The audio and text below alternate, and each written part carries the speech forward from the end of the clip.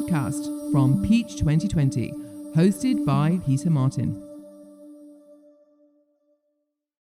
Hello, I'm Peter Martin, founder of Peach 2020, the international network for senior executives, entrepreneurs and influencers from across the hospitality sector.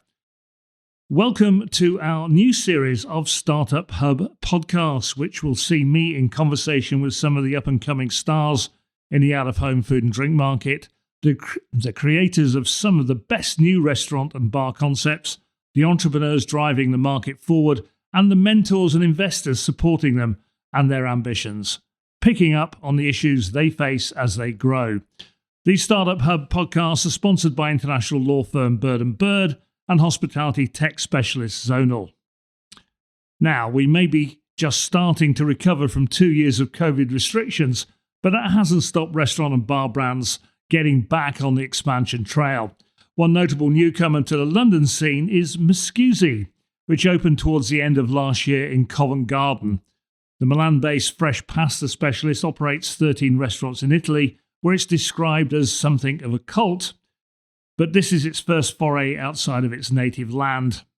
Heading up this expansion is a man who is no stranger to launches, having worked on the rollouts of Nando's, Five Guys and Thunderbird. So I'm delighted to welcome the International Development Director of Miscusi, Marcel Khan, to talk about the art and science of growing brands and the opportunities for Miscusi's style of operation. Marcel, welcome to the Startup Hub.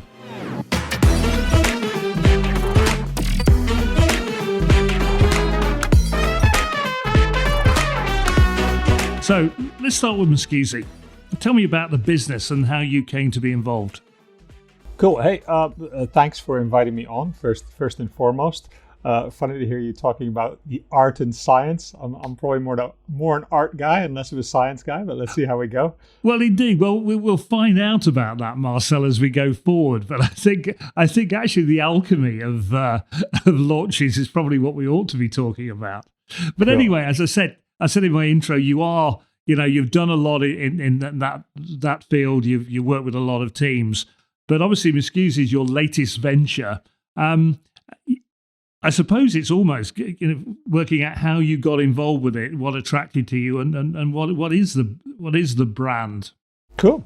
It's a really good buddy of mine called Ashton Crosby from Capdees, a private equity fund. I'm not sure if you know Ash.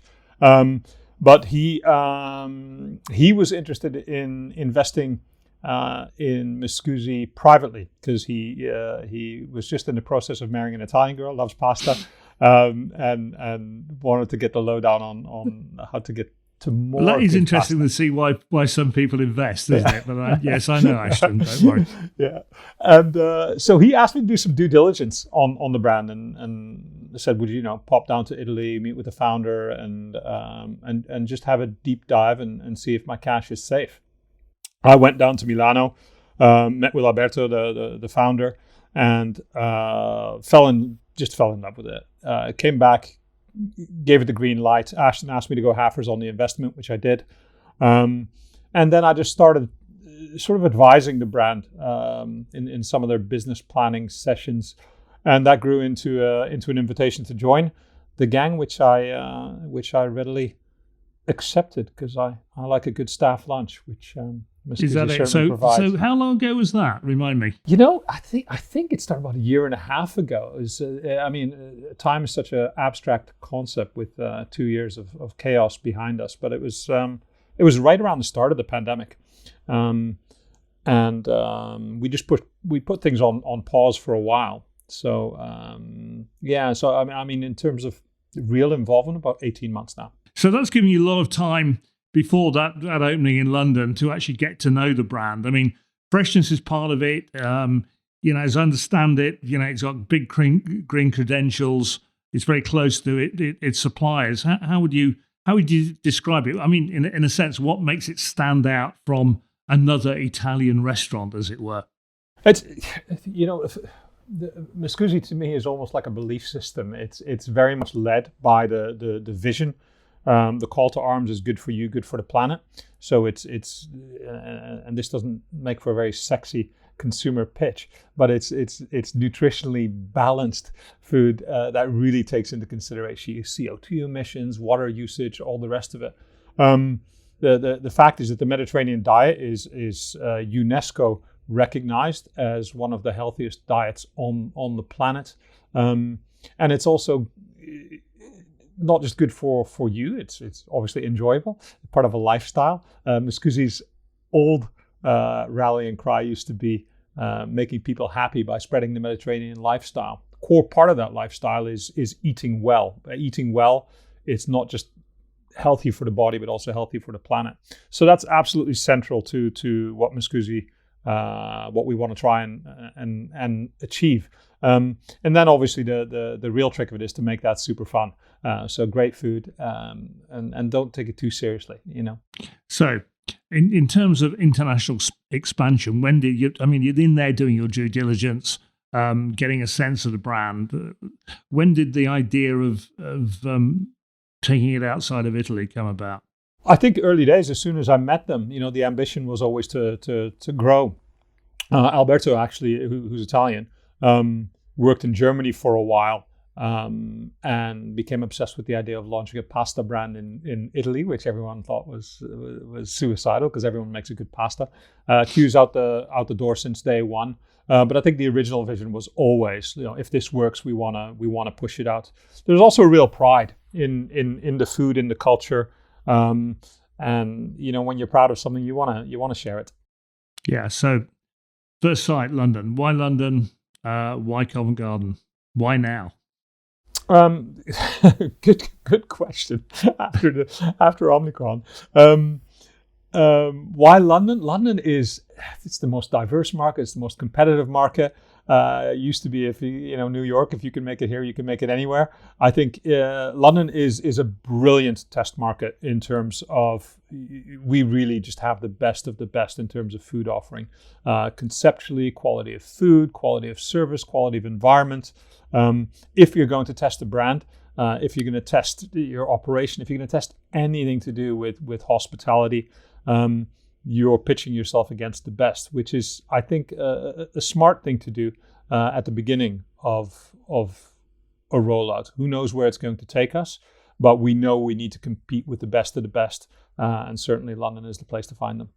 Yeah, and finding Covent Garden, was that about the sites? Is that opportunistic, or were you looking for that part of town? Actually, similar strategy to Five Guys in the early days, which is, let's try and test different types of markets. And it was opportune. We fell in love with the site, to be honest. It's a beautiful site. It's got a little piazza in front, which makes it feel Italian. We've got outside seating, and the sun hits it from, it's south facing. So we just feel that we were able to create a really good environment in that particular location. It was an environment where it wasn't just tourist based. There's a lot of Londoners that go there, so you get a really good cross section. And for me, it was all about exposing the brand to as many different type of people as possible in Covent Garden, and that was a perfect opportunity. But for the next site, which is signed, we want to try a far more neighborhood focused, and let's see what resonates. And we did the same thing at Five Guys, did it very quickly, but still testing those different types of usage and occasions and customers was absolutely key to figuring out what worked and what didn't. I wonder, can you tell us where this next site is, or is that under wraps? I can, yeah. Although you're the first person I'm telling. It is in Upper Street in Islington. Again, as you say, a slightly different area, different clientele.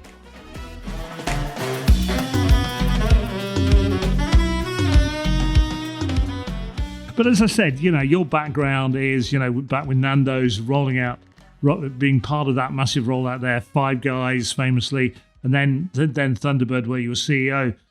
Growth is part of your DNA, I suppose, as an operator. You don't stand still. But I'm interested in, for our listeners, in how you started to plan that launch in London. What preparation did you put in? What was the due diligence you went through what are the stages of planning to up until the time you opened? Yeah, I mean, my experience is UK, France, Spain, and Germany, and I've dipped my toe in a few other markets. Certainly, I'm familiar with North America and the Middle East, but that's my home ground. So actually, it wasn't as scientific as all that. There are foods that I think every market in the world loves a burger. Every market in the world loves a pizza. Who doesn't love a good plate of pasta? I think a good accessible plate of pasta is funny enough is underrepresented from a brand perspective in almost every single market that I can think of. So you're saying really it starts with the product and making sure that is stand out enough, even within a market like the Italian market, which some people say, oh, it's overcrowded, but dare I say, it's always seemed to be ultimately elastic. There's a lot of, whether it's pizza brands, trattoria, or pasta concepts like yours. There's always a gap, but I suppose that product, how are you sort of pitching it to the public that makes it stand out? I think it's super accessible. Number one, so it's we're not making the fanciest plate of pasta with crazy wild ingredients. It's super affordable. It's super easy. But we come with a mission. We're a new flavor of restaurant in that actually our purpose is what drives. It's what we want to do. And I think that's different in the market. But ultimately, from a customer point of view, if you don't know that, it's just an awesome plate of pasta served with somebody that's smiling at you, will say thank you on the way out, and it's not going to break the bank. Well, it's interesting. You talk about price point. What is the price point you're working to? Yeah, we're at about we're very similar to Five Guys actually. So it's about 12 quid for lunch, and dinner is 16 pounds. Yeah. And then you mentioned purpose, and you talked a lot about the background of the brand. I mean, that's obviously important about putting it. How are you getting that message out to the audience? I mean, there are a lot of reviews out there. I mean, how important is that marketing and PR campaign, that comms campaign, and how far in advance did you start that?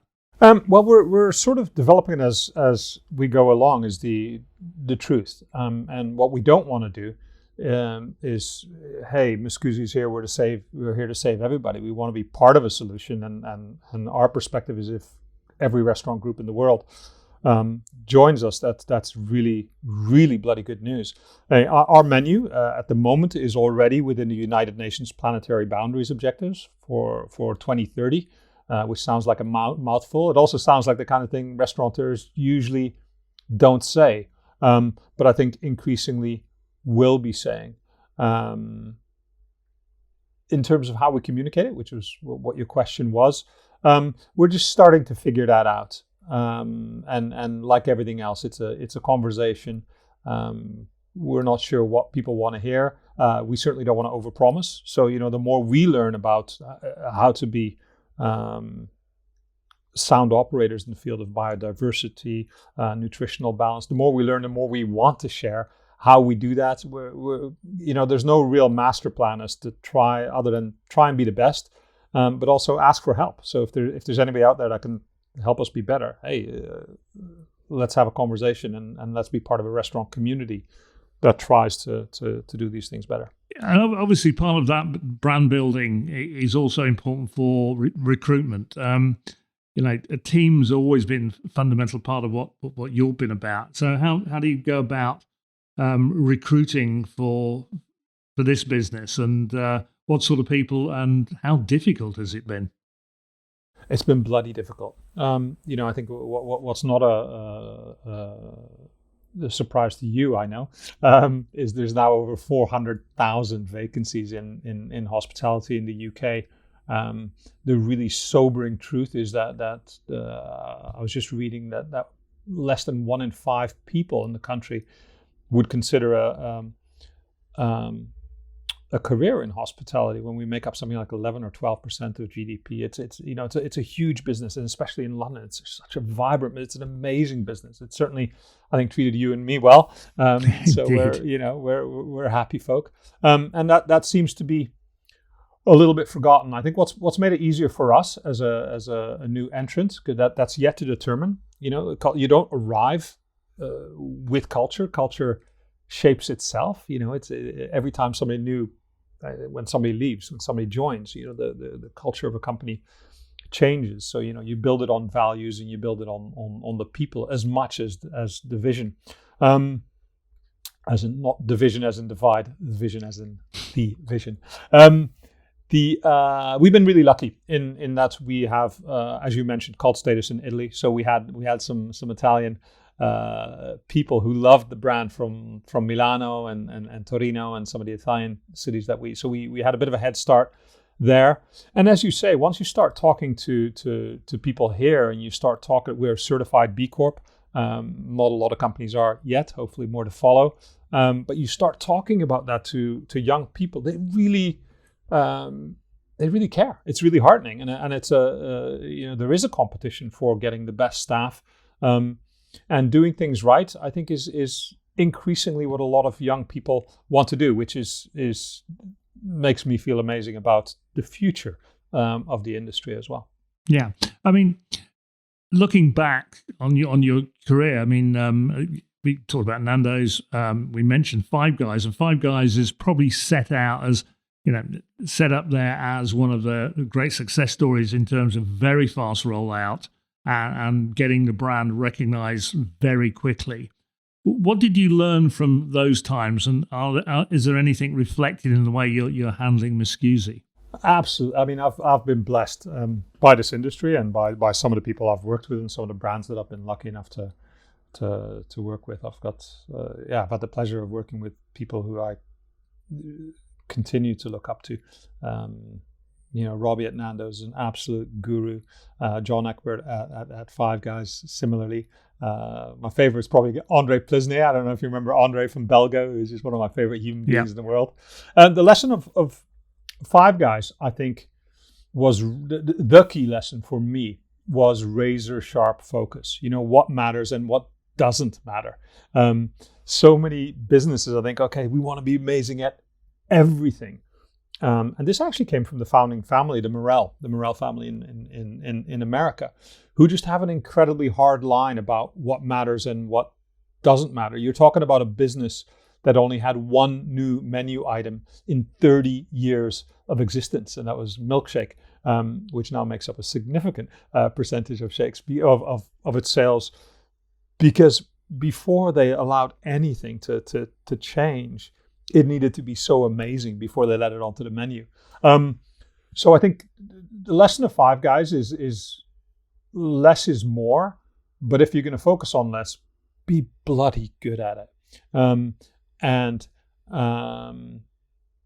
It wasn't rocket science, it's awesome burgers and fries, amazing service, and super clean restaurants.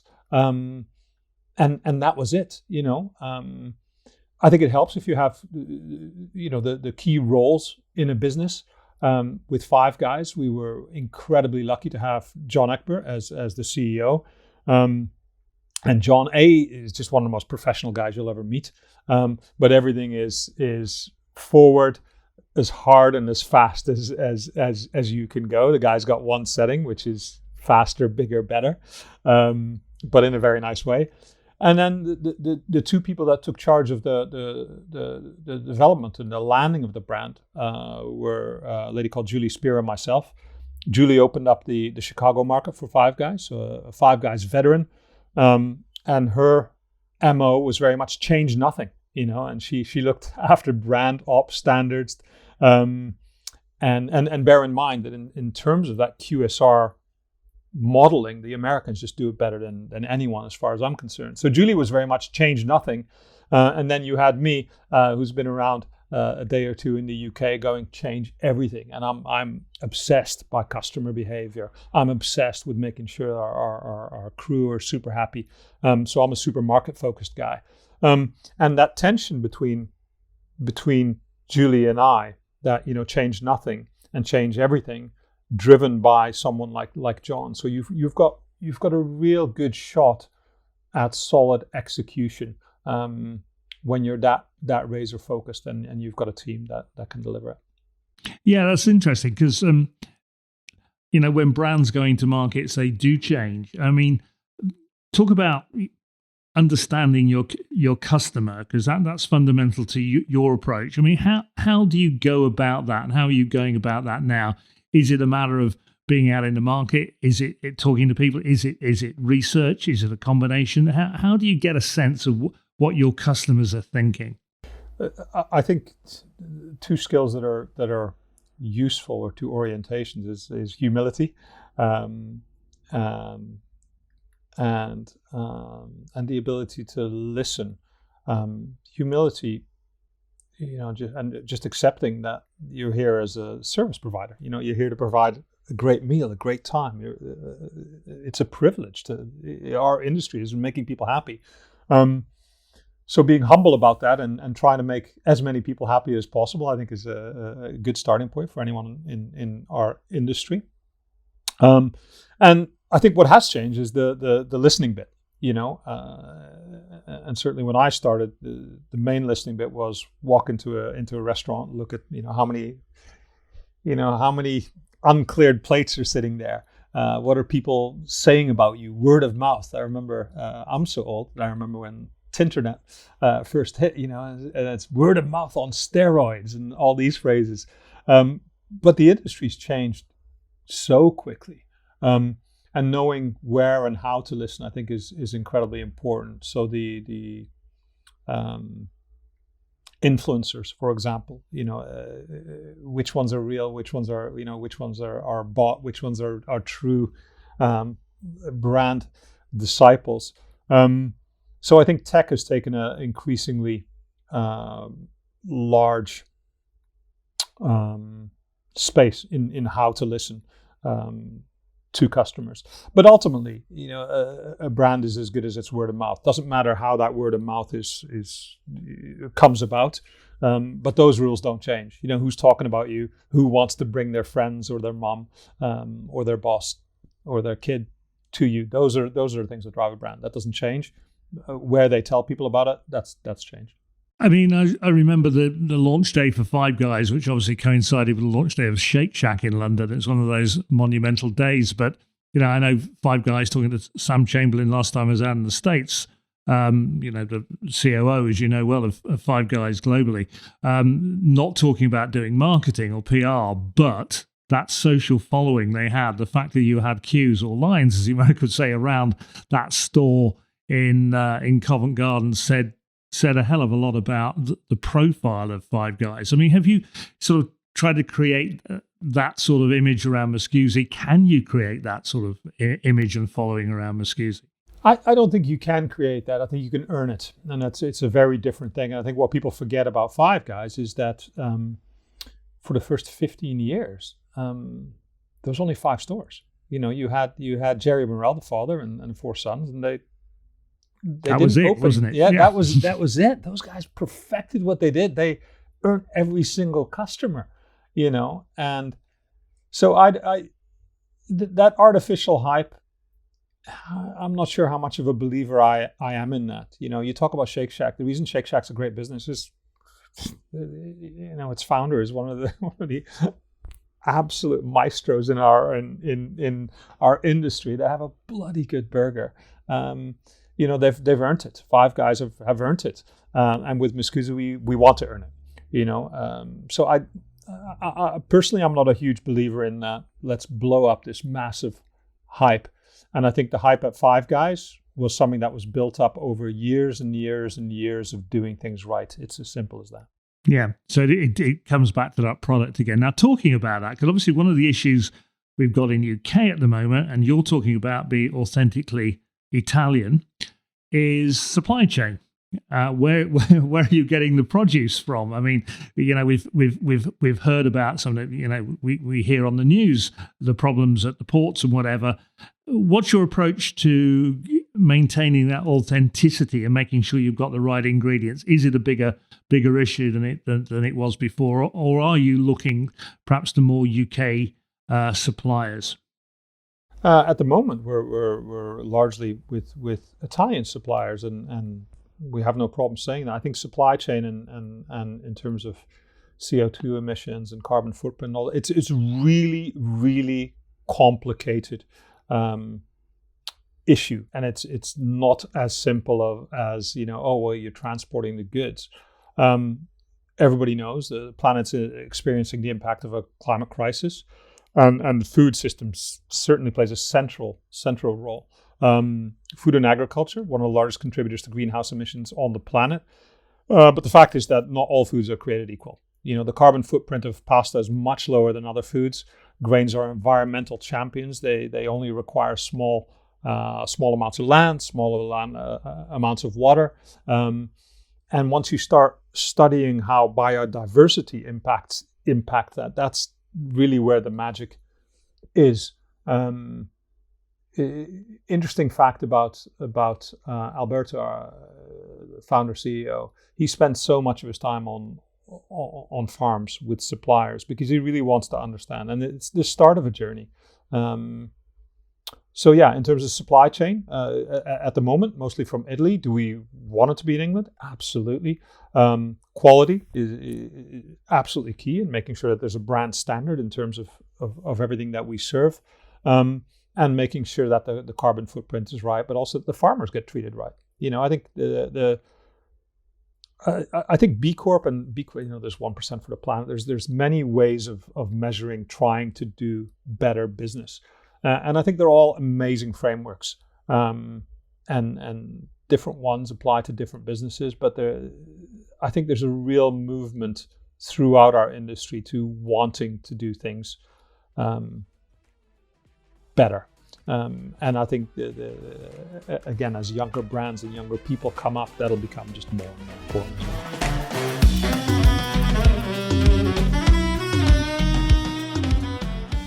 So your job is international development. How big is the international plan? Is it just UK, or you're looking at other countries? And as you said, you've got experience in a lot of countries in Europe and elsewhere. Yeah, we're going to see. I certainly want to open more than and my gig was certainly to help open multiple markets, but we want to make sure that we're ready for that. And to that end, I think London just provides such an amazing playground, I'd call it, to really perfect it. But we're crunching numbers. I've been out in some other territories having a look, but at the moment the focus is get this right. Every customer that walks in, make sure that in 20 years, if we open one across the planet, just like Five Guys did, that there'll be a queue because we did things right way back in Milano and in London. Now, I know one of the things perhaps we are occasionally in the UK is a bit too inward looking about the UK market. You've been working in Italy, obviously, as you learned about the brand. How do you compare the two markets? Well, I mean, what's the feeling about the restaurant industry in Italy at the moment?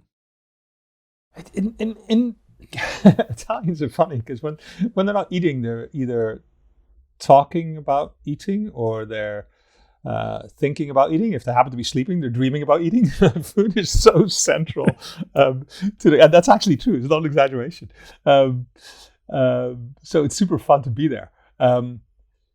They're very different, and I think when you're looking at different markets and how to connect with customers, and it's something that we did incredibly well with Five Guys, what's going to resonate, and certain cultural stereotypes just become absolutely true. In Italy, people care deeply about the ingredients, and simplicity and the flavor that comes with every ingredient. In Spain, the family atmosphere and the vibe is incredibly important. In Germany, people really care about things being done the right way and transparency in business. And the UK at the moment is incredibly lifestyle-led. Now, those are huge, swathing stereotypes, but there's a reason those stereotypes exist. And I think again, if you've got a great sushi or a great ramen bowl or a burger or a plate of pasta, how do you make that resonate in all those different spaces? And that's the hugely fun bit of my if that's even a proper sentence. But yeah, that's the hugely fun bit about my job. Good. And fun is always important as well. Well, look, Marcel, thanks very much. We're going to be watching very carefully. If not, with perhaps the razor sharp focus you'll be having on your business, and we'll be seeing how you balance that, keep everything the same, change everything, balance with Miscusi. But thanks for your time, Marcel Khan. Always good to talk to you, man. Ciao. And thank you again to Marcel Khan. This series of podcasts is sponsored by Bird & Bird and Zonal. The Peach Podcast is always free to listen to. And to find us, search Peach 2020, the Startup Hub, on Apple Podcasts, Spotify, Google Podcasts, Amazon Music, or in any app that supports podcasts. And all of our podcasts will be uploaded to our YouTube channel too. Now, don't forget to like, rate, and subscribe to make sure you don't miss any of our future episodes.